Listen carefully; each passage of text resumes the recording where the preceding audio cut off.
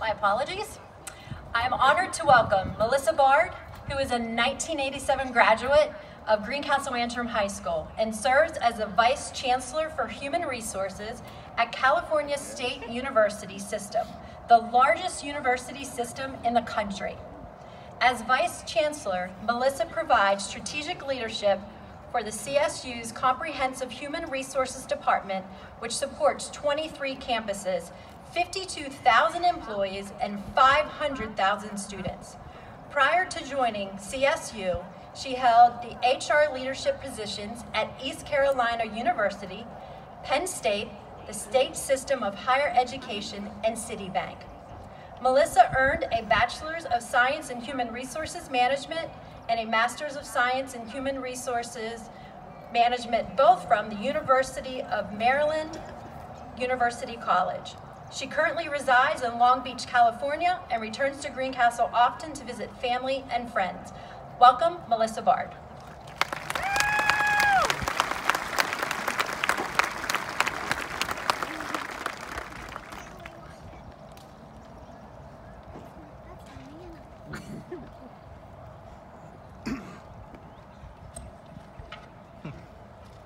Good morning. Graduates, parents, family, friends, teachers, and administrators.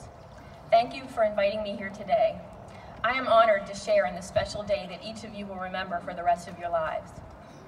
I also graduated from Greencastle Antrim 31 years ago. It's really hard to believe.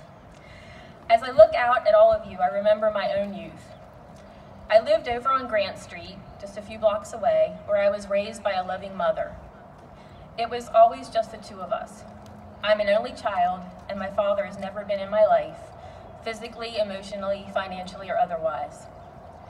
Money was tight back then, and my mother worked very hard, often at multiple jobs, to make sure I had everything I needed and most of what I wanted. I remember back in middle school, designer jeans were the in thing, and I often complained that I didn't have as many Jordache, Saison, Bonjour as everyone else in my class did. And my mom would always say, "You don't need to have a lot of clothes. What's important is that the clothes you do have should always be neat and clean." So I tested this once. I wore my favorite outfit to school 2 days in a row because it was washed the night in between, of course. And the girls in my class all made fun of me. I remember feeling the sting of those words to this day. But years later, I used that experience to my advantage in a college creative writing class.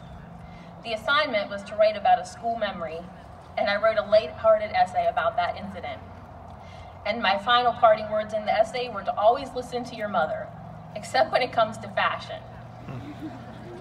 My professor said it was my best work that semester, and I got an A. You see, I used what I had, my painful experience, to pave the way to success. And that's what I'm urging all of you to do today. Call upon the resources and experiences that you have, whatever they are. Use your past, both good and bad. Rely on your character and your skills to propel yourself into what you want for your future. I am living proof that it can be done. My dream after high school was to attend college, but financially that was never really an option. And I also couldn't imagine leaving home, my mother. So after graduation, I began working full-time and taking night classes at the encouragement of my mom. I continued to take classes even as I got married, had children, and kept working. Credit by credit, I just kept chipping away at my degree. I knew if I gave up or put it on hold until the time was right, that it would never happen. Because the reality is there will never be a right time for most of life's most important decisions. After 10 years, I finally earned my bachelor's degree, and it was a long road, but I did it, and I was motivated to get my master's degree, which took another 2.5 years. Over these 12 years, many people asked me if it was really worth it. It was. It was my dream. Success for me came in the form of an education, a successful career, and a happy and healthy family. I needed all of those elements to feel successful. I don't expect that success will look the same for you, or for any two graduates in this class. Each of you has to define that for yourself. Each of you needs to create your own definition of success. Don't make the mistake of allowing society to define success for you. Today, what passes for success is generally money and status. But neither of those alone are going to make you happy. Most often, success is the happiness that comes as a result of a pride and a job well done. Some of you know exactly what you're going to do next, and some of you have no idea. When I was sitting where you are, I was jealous of all my friends who knew exactly what they wanted to be when they grew up. I didn't. I knew I wanted to work in business and in an office setting because that's what my mother did, but HR was never on my radar until someone asked me to fill in for a couple months. And I learned that I loved it and I was good at it. Your ideal career may find you too.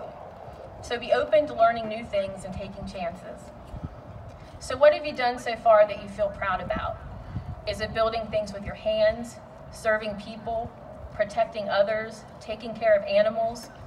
Whatever it is, use that as your true north to create your personal recipe for success. Let it guide you. You may be successful as a tradesman, a stay-at-home partner, a parent, a bartender, a miner, a police sergeant, a dog trainer, a teacher, or a vice chancellor. The world needs all of these people and many others. If the person holding the job feels proud, then he or she is a success. And to those 11 students going into the military, thank you in advance for serving our country. There will also be many careers in the future.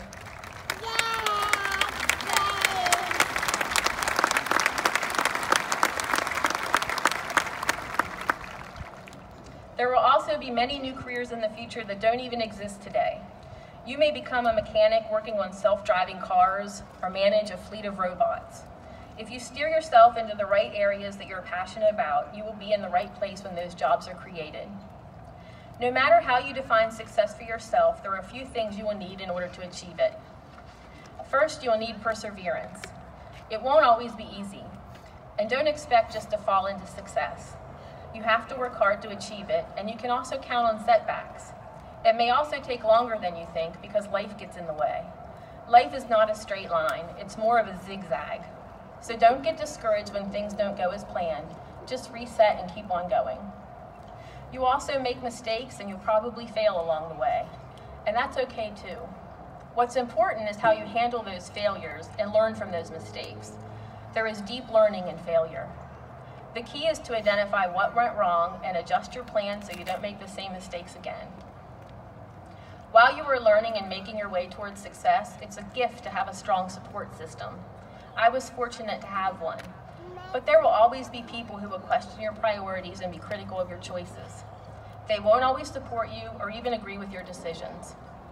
Not everyone will be behind you. Just remember, though, it's you who must guide your own destiny. You are living your life, they're not living it for you. And when you've achieved success, be a support system to someone else and pay it forward and help someone achieve their dreams. And finally, the greatest strength you will need is personal courage. The courage to have a vision for your own success that does not look like everyone else's. The courage to make your own choices and live with the consequences of those choices, both good and bad. The courage to switch tracks when you see a better path. You should listen to the wise advice of others, but ultimately you have to trust the voice that's within yourself. I believe all those ingredients are those you will need to find success in your career, but your career is just one aspect of your life, and you want to find happiness in all areas of your life. And that depends on how you conduct yourself in all the situations of daily life. It's more important than ever, especially in this time in history, to be a good and decent human being. And there are some very basic things you need to do no matter what your job is. Please be gentle with each other. There's a saying that goes, everyone around you is fighting a battle you know nothing about.